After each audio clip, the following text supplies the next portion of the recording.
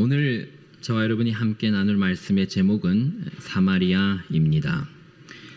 여기 모인 여러분들이 만약 1세기 당시 유대인들이었다면 그 유대인들 앞에서 제가 이런 이야기를 했더라면 그들은 아마 지금 여러분들처럼 이렇게 가만히 앉아있지 않을 겁니다. 왜냐하면 제가 차마 입에 담기 어려운 욕을 했기 때문입니다. 유대인들에게 사마리아는 어떤 존재입니까? 가장 혐오하는 철천지 원수, 상종을 하지 않는 그런 이방인 중에서도 이들이 제일 싫어하는 그런 사람입니다. 가장 생각하기 싫은 거, 입에도 담기 싫은 거, 그런 것이 바로 사마리아입니다. 요한복음 8장에 이런 얘기가 나옵니다. 지난번에 제가 그 예수 그리스도의 증인 이야기했을 때 그 본문 뒷이야기입니다. 예수님이 성전에서 가르치실 때 바리새인들과 유대인들이 딴지를 걸었죠. 네가 혼자 너에 대해서 증거하니 그 증거가 효력이 없다 이렇게 했던 그 사람들입니다. 그 이후에 예수님이 또 가르치시면서 진리를 알지니 진리가 너희를 자유케 하리라 이렇게 말씀을 하셨는데, 이 사람들이 또 이럽니다. 우리가 아브라함의 자손인데 지금까지 우리가 살면서 그 어느 누구의 종이 된 적이 없는데 뭘 우리 보고 우리를 자유케 한다 뭐 그렇게 얘기하느냐, 이렇게 무식한 이야기를 합니다. 그러니까 예수님이 죄를 짓는 자마다 죄의 종이다, 너희들은 죄의 종이다 이렇게 말씀하셨죠. 그러니까 그들이 또 발끈하면서 아니 우리 아버지가 아브라함이라니까, 우리는 아브라함의 후손이라니까, 대단한 자부심을 가지고 있습니다. 자랑스럽게 우리는 아브라함의 후손이라고. 그러니까 예수님이 이런 말씀하십니다. 너희가 아브라함의 자손이면 아브라함이 행한 일들을 할 것이오늘 어떻게 하나님의 진리를 전하고 있는 나를 죽이려고 하느냐.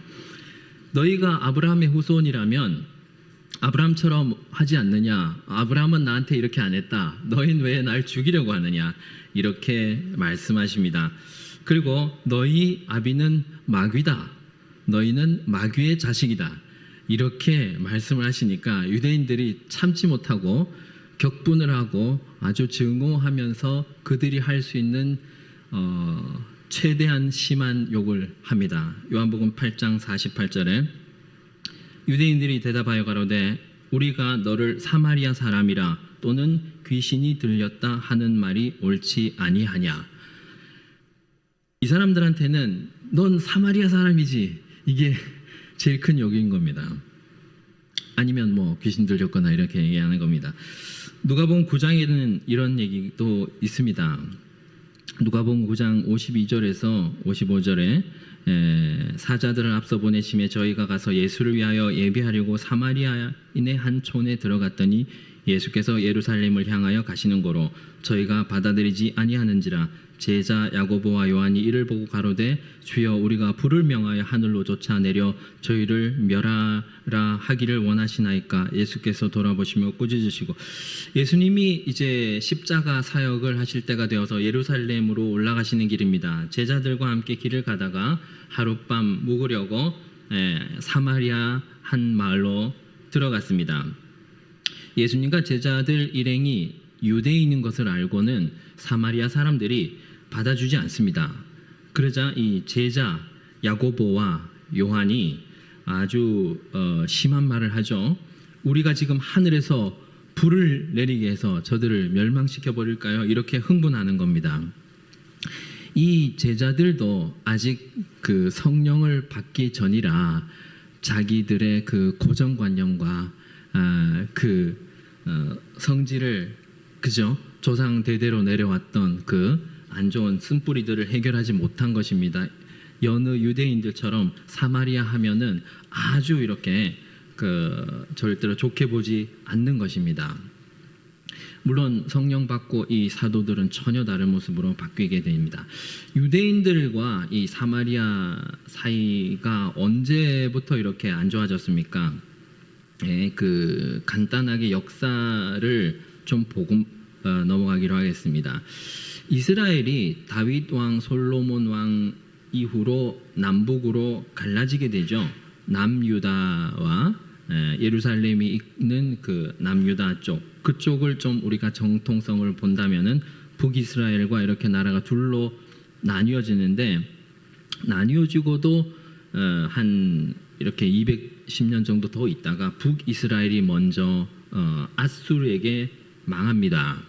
그리고 또 한 316년 뒤에 남유다까지 다 망하게 되는데, 여튼 그 북쪽을 점령한 그 아수르가 이 사마리아 지역에, 그 사마리아는 예루살렘 위쪽 북쪽에 있는데요.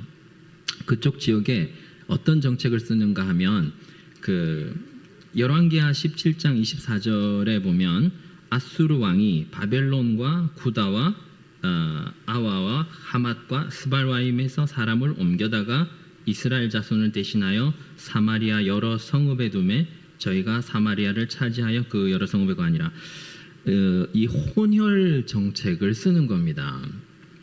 그쪽의 사람들을 막 이주시키고 그쪽 사람들과 통혼하게 해서 그 민족성을 말살시키려고 하는 것이죠. 이스라엘 사람들은 제일 민감한 것이 그 섞이는 것입니다. 그렇게 되면 이방 신들이 들어온다는 것이거든요. 그들의 이 유일신 종교가 아주 없어지게 됩니다. 그 이후에도 그 알렉산더가 이 정복했을 때 더 이 혼혈이 심해지는데요. 여튼 그런 식으로 사마리아가 이렇게 혼혈족이 되니까 이 남쪽 유다에서는 저 북쪽 사마리아 사람들을 이방인처럼 취급하는 겁니다. 그 중에서도 더 다른 이방인보다 오히려 더 더러운 이방인처럼 그렇게 본 거예요.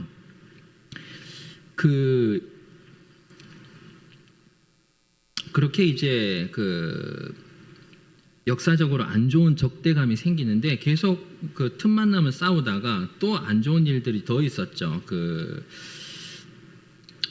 남유다까지도 멸망당하고 바벨론에게 멸망당하고 한 70년 종살이하고 그 2차 포로기한 때 에스라와 느헤미야를 중심으로 이렇게 성전 재건을 하는 그런 일들이 있었어요. 그때 사마리아인들이 우리도 같은 동족 아니냐, 우리도 너희들과 함께 성전을 짓자, 그렇게 손을 내밀었는데 아주 택도 없는 소리 이렇게 그렇게 반응을 했어요. 그래서 이제 이 사마리아 사람들이 또 이렇게 삐져가지고, 또는 그쪽 그 사마리아 총독에게 거짓말을 하고 해서 이들이 무슨 그 반란을 도모하고 있다, 뭐 이런 식으로 해가지고 그 성전 건축을 방해합니다. 못 짓게 합니다. 하여튼 그런 일들이 계속 일어나요. 그 느헤미야 4장 1절에서 3절 보시면은, 산발랏이 우리가 성을 건축한 다음을 듣고 크게 분노하여 유다 사람을 비웃으며 자기 형제들과 사마리아 군대 앞에서 말하여 가로되 이 미약한 유대 사람들이 하는 일이 무엇인가? 스스로 경고케 하려는가? 제사를 드리려는가? 이렇게 하면서 뒤에 보시면은 이 성벽은 여호가 올라가도 무너지리라, 이런 식으로 조롱하고 비웃고 하는 겁니다. 왜냐하면 서로 받아주지 않고 서로를 적대시하니까 그들의 골이 점점 더 깊어만 가는 것입니다. 처음부터 우리가 이 관계라고 하는 것을 우리가 보면 사람과 사람 간의 관계도 그렇습니다. 처음 어떠한 이유로 해서 그 관계가 안 좋아졌는데 그때 빨리 해결하지 않으면, 그죠? 그리고 또 한쪽이 이렇게 조심스럽게 손을 내밀었을 때 그 손을 매정하게 뿌리치면 어떻게 됩니까? 완전히 그 관계는 더 이상 회복할 수 없는 그런 관계로 계속 점점점 갈수록 악화되어서 어떻게 돼요? 철천지 원수로 되는 것입니다. 다시는 상종을 하지 않겠다. 길 가다가 보면 돌아가고 그런 것입니다. 이 사마리아 사람들도 보시면은 어떻게 보면 그 상처받은 사람이라고 볼 수 있어요. 그들이 외세의 침략으로 인해서 이렇게 혼혈이 된 것이고, 그들도 이 예루살렘 성전에 와서 예배드리고 싶었을 겁니다. 근데 없잖아요. 그래서 그리심산에서 예배드리고 또 서로 이렇게 계속 앙숙이 돼서 이렇게 됐는데 조금 우리가 이제 이런 생각도 해봅니다. 성전을 같이 짓자 이렇게 했을 때 넓은 마음으로 이런 식으로 서로를 용납하고 이해하고 같이 이렇게 화합할 수 있었다면 어땠을까 그런 생각을 해봅니다. 오늘 본문에 어떤 율법학자가 예수님을 시험하려고 이렇게 말을 꺼냅니다. 유대인들이 어떤 사람입니까? 자기 의가 아주 강하죠. 그래서 이방인들은 지옥의 땔감이라고 생각하고 자기들은 천국의 아랫목이라고 생각하고 자기들은 모든 걸 다 지켰다. 그러니까 이제 예수님에게 뭐라고 합니까? 어떻게 하여야 이제 내가 뭘 더 하면 되겠습니까? 이렇게 질문하는 겁니다. 그래서 네가 율법학자 아니냐? 율법에 뭐라고 쓰여 있느냐? 하나님을 사랑하고 이웃을 사랑하라고 합니다. 그래, 그렇게 해라. 그리고 이 율법학자가 자기를 좀 더 잘 보이려고 이런 질문을 한다고 합니다. 29절에 뭐라고 합니까? 예수님께 이 율법학자가 물어요. 내 이웃이 누굽니까? 이 대목에서 예수님은 이 율법학자가 제일 듣기 싫어하는 말을 꺼냅니다. 바로 사마리아입니다. 그리고 이 어떤 사마리아인의 비유를 다 끝마치고 예수님이 다시 묻습니다. 네 이웃이 누구냐? 이렇게 이야기하십니다. 자기 입으로 사마리아인이 이웃이다 라고 하는 말을 하기를 기대했을지도 모르겠습니다. 그렇지만 그 율법학자는 차마 이 사마리아라는 말을 입 밖에 내지 못하고 자비를 베푼 자니이다 이러고 있는 겁니다. 하나님의 말씀은 살아있고 활력이 있어 좌우에 날선 어떤 검보다 예리하여 혼과 영과 및 골수와 관절과 골수를 찔러 쪼개기까지 하며 또 마음의 생각과 뜻을 판단하나니. 아멘. 하나님은 예리하게 우리의 마음과 생각과 뜻을 판단한다고 하십니다. 마태복음에 보면 예수님을 찾아온 부자 청년이 있었습니다. 그 청년에게 예수님은 네가 가진 재산을 다 팔아서 가난한 자들에게 나눠주라 고 이야기하십니다. 재산이 많은 고로 근심하여 돌아갑니다. 수가성 여인에게 예수님은 내 남편을 데려오라 이렇게 이야기하십니다. 오늘 이 율법학자에게는 뭐라고 하십니까? 사마리아, 너 이거 어떻게 해결할 거냐? 이렇게 묻고 계시는 겁니다. 여러분이 만약 주님 앞에 찾아가신다면 주님이 여러분들에게 무슨 이야기를 꺼내실 것 같습니까? 우리 마음속에 굳이 떠올리기 싫은 그런 부분들이 혹시 있는지 모르겠습니다. 우리 안에 용서하기 힘든 그런 사람들이 혹시 있는지 모르겠습니다.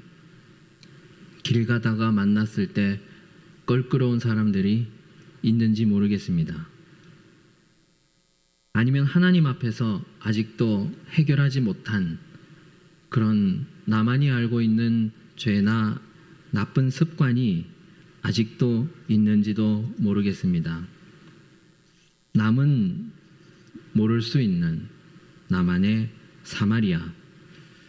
내가 말 안 하고 있으면 사람들은 잘 눈치채지 못할 수도 있습니다. 그냥 덮어두고 살아도 될 수도 있습니다. 하지만 하나님은 예리하게 좌우에 날이 선 어떤 검보다도 예리하게 그것을 지적하십니다. 주님은 저와 여러분을 제자로 부르셨습니다. 사명을 주어서 감당케 하기 이전에 우리가 먼저 이 사마리아를 통과해야 되겠다고 하시는 것입니다. 이 신약 성경 가운데 하나님이 의도적으로 계속 이 사마리아를 강조하시고 부각시키시는 것을 볼 수 있습니다. 우리가 이를 통해서 하나님의 마음을 깨달아야 하는 것입니다. 오늘 본 이 사마리아인의 비유뿐만 아니라 누가복음에 보면 그 열 문둥이 사건이 나와요. 누가복음 17장에 보면 누가복음 17장 11절부터 19절까지 제가 읽어보겠습니다. 예수께서 예루살렘으로 가실 때 사마리아와 갈릴리 사이로 지나가시다가 한 촌에 들어가시니 문둥병자 10명이 예수를 만나 멀리 서서 소리를 높여 가로되 예수 선생님이여 우리를 긍휼히 여기소서 하거늘 보시고 가라사대 가서 제사장들에게 너희 몸을 보이라 하셨더니 저희가 가다가 깨끗함을 받은지라. 그 중에 하나가 자기의 나은 것을 보고 큰 소리로 하나님께 영광을 돌리며 돌아와 예수의 발 아래 엎드려 살해하니 저는 사마리아인이라. 예수께서 대답하여 가라사대 10사람이 다 깨끗함을 받지 아니하였느냐? 그 9은 어디 있느냐? 이 이방인 외에 하나님께 영광을 돌리러 돌아온 자가 없느냐 하시고 그에게 이르시되 일어나 가라 내 믿음이 너를 구원하였느니라 하시더라. 아멘. 11절에 보시면은 예수님이 예루살렘으로 가시는 길인데 이 사마리아와 갈릴리 사이에 그 접경 지역이었다는 것을 밝히고 있습니다. 성경에 우리가 보면 가끔 이러한 디테일이 중요한 경우가 많습니다. 왜 이 이야기를 하는 것인가 하면 10명의 문둥병 환자를 고쳐주셨는데 이 지역에는 사마리아 사람들과 유대인들이 섞여 살고 있는 곳이라는 걸 이야기하는 것입니다. 그 10명 가운데는 유대인들이 있었고 사마리아 사람들도 있었는데 누가 왔어요? 10명 중에 한 명 왔어요. 그 사람이 사마리아인이라는 겁니다. 이런 이야기를 하나님이 의도적으로 하시는 겁니다. 누구 들으라고요? 유대인들 찔림 받으라고 하는 겁니다. 요한복음 4장에 그 아까 말씀드렸던 수가성 여인 이야기 있습니다. 요한복음 4장 3절과 4절을 다 같이 읽어보겠습니다. 시작. 유대를 떠나사 다시 갈릴리로 가실새 사마리아를 통과하여야 하겠는지라. 아멘. 예수님이 제자들을 데리고 훈련을 시키십니다. 예수님은 공생의 사역을 주로 갈릴리 지역에서 많이 하셨고 볼 일이 있으면 이 수도 예루살렘으로 왔다가 다시 갈릴리로 돌아가고 제자들을 데리고 이 여정을 여러 번 왔다 갔다 이렇게 하셨어요. 그런데 지리적으로 보면 예루살렘이 남쪽에 있으면 사마리아는 그 북쪽에 있고 갈릴리는 더 북쪽인데 그냥 가면 똑바로 가면 어떻게 돼요? 사마리아를 통과해서 가는데 이 유대인들은 어떻게 갔다고요? 빙 돌아갑니다. 사마리아는 상종을 하지 않기 때문에 지나가면 안 돼요. 그런 식으로 살았던 것입니다. 그래서 예수님이 매번 의도적으로 이 제자들을 데리고 사마리아를 지나서 예루살렘으로 가고 예루살렘에서 갈릴리 가실 때 또 사마리아를 통과해서 가시고 그리고 이 대목을 의도적으로 제자들에게 이야기하시는 것입니다. 사마리아를 통과하여야 하겠다. 오늘 수가성에서 이 여인을 만나고 예수님이 이 수가성에서 사마리아의 한 수가라고 하는 성에서 며칠 더 유하시면서 그 성에 복음의 씨앗을 많이 뿌려 놓습니다. 나중에 사도행전에 가시면은 이 사도들이 빌립 사도입니까? 이 사마리아 지역에 전도하러 가서 복음을 전하니까 이미 믿고 있어요. 많은 사람들이 믿고 있고 성령을 받고 해서 깜짝 놀라서 이 베드로 사도, 이 교회의 제일 그 대표라고 할 수 있는 베드로 사도에게 연락을 해서 이쪽 사람들이 이방인인 줄 알았는데 성령을 받는다, 이렇게 이야기하면서 이들도 사마리아의 오순절이라고 하는 이야기가 있어요. 이들도 같이 성령 받고 같은 하나님을 믿게 되었다는 것을 이 예루살렘 교회가 아주 놀라서 이 소식을 전하고 하는 이야기들이 사도행전에 나옵니다. 사도행전 9장 31절에 보면 그리하여 온 유대와 갈릴리와 사마리아 교회가 평안하여 든든히 서가고 주를 경외함과 성령의 위로로 진행하여 수가 더 많아지니라, 이런 말씀이 있습니다. 사마리아에도 복음이 전파되고 교회가 세워졌습니다. 이것이 바로 하나님의 뜻입니다. 사마리아를 그냥 덮어놓고 예수 믿을 수 없습니다. 이것이 하나님의 뜻입니다. 하나님이 이런 말씀을 하셨죠. 예배 드리러 왔다가, 예물 드리러 왔다가 형제와 화목하지 못했던 게 생각이 나면 그 예물 드리던 거 내려놓고 다시 가서 먼저 그 형제와 화해하고 난 다음에 다시 와서 예배를 드려라, 이렇게 순서를 정해 주신 것입니다. 우리가 이걸 해결하기 전에는 사명을 감당하지 못한다는 것입니다. 우리가 잘 알고 있는 이 사도행전 1장 8절 말씀은 선교의 서정이라고 제가 이름을 붙였습니다. 구원의 서정, 우리가 구원론 할 때는 이 로마서 8장 30절 말씀을 거의 대표 구절로 구원의 서정 이야기하십니다. 미리 정하신 자들을 부르시고 부르신 자들을 의롭다 하시고 의롭다 하신 자들을 영화롭게 하시고, 이것이 유명한 그 구원의 서정 이 구절인데, 그러면 선교학에서는 선교의 서정은 뭡니까? 사도행전 1장 8절입니다. 그 사도행전 1장 8절 보시면 어떻게 되어 있습니까? 예루살렘과 온 유대와 사마리아와 땅끝까지 이렇게 이야기하고 있는 것입니다. 자, 한번 우리가 이런 생각을 해봅시다.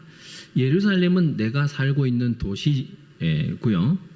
이 도시를 먼저 우리가 복음화시키고, 유대는 우리나라라고 볼 수 있고요. 그 다음은 열방으로 나가는 거지 않습니까? 그렇게만 얘기해도 될 텐데, 그 선교의 서정 가운데 거기에 하필 사마리아는 왜 들어가 있을까요? 예루살렘과 유대와 사마리아와 땅끝이라고 하는 선교의 서정, 이 서정 안에 우리 주님이 사마리아를 굳이 넣으신 이유를 우리가 반드시 묵상해 보아야 하는 것입니다. 땅끝까지 증인되라고 주님이 저와 여러분을 부르셨습니다. 그 땅끝 가기 전에 어디를 반드시 통과해야 하는 것입니까? 사마리아를 통과하여야 하리라. 돌아가면 안 된다는 것입니다. 빙 돌아가면 반칙이라는 것입니다. 2000년 전에 제자들의 손을 잡고 가시면서 그 요한복음 4장 4절에 사마리아를 통과하여야 하리라, 그렇게 말씀하신 주님이 오늘도 동일하게 저와 여러분에게 이런 말씀을 하십니다. 사마리아를 통과하여야 하리라. 그러한 교회가 되게 하여 주시옵소서. 우리 이런 교회 되게 하소서 라는 찬양을 하나님 앞에 올려드리고 싶습니다.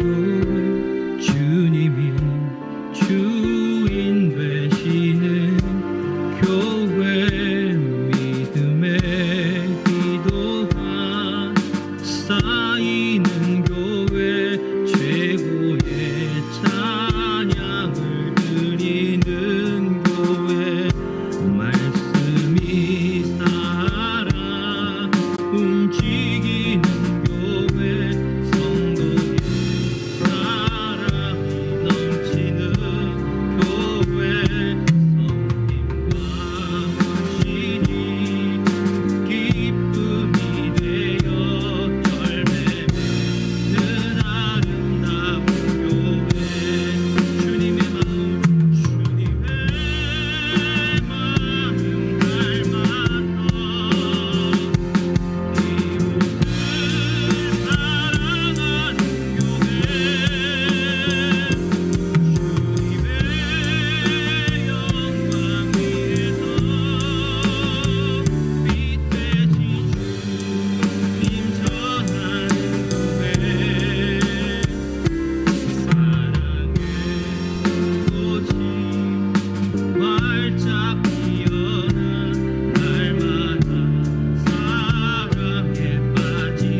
마음 닮아서 이웃을 사랑하는 교회 주님의 영광 위에서 빛대신 주님 전하는 교회 사랑의 꽃이 활짝 피어나 날마다 사랑에 빠지는 교회 주께서 사랑하는 우리 교회가 이런 교회 되게 하소서. 아멘. 주님의 마음을 닮아서 이웃을 사랑하는 교회, 주님의 영광 위에서 빛 대신 주님 전하는 교회, 사랑의 불꽃이 활짝 피어나 날마다 사랑에 빠지는 교회, 주께서 사랑하는 우리 교회가 이런 교회 되게 하소서. 정말로 이런 교회가 되기를 원합니다. 사랑이 넘치는 교회가 되게 하여 주옵소서. 주님의 마음을 닮은 교회가 되게 하여 주옵소서. 내 옆에 있는 형제 자매, 우리 목사님도 좀 수신제가 이후에 지국 평천하라고 하셨죠. 우리 마음을 먼저 돌아보고 우리 바로 옆에 있는 이웃 형제 자매 내가 품지 못하고 또 내게 먼저 손 내미는 자 내가 안아주지 못하고 또 내가 먼저 손 내밀지 못하고 어떻게 우리가 이 열방을 품고 땅끝까지 증인되는 삶을 살 수가 있겠습니까? 그러한 교회가 꼭 되기를 소원합니다. 내가 먼저 손 내미는 그런 자가 되게 하여 주옵소서. 이 시간 다 같이 주님 앞에 기도하며 주님의 이름 한번 부르고 기도하며 나갑니다.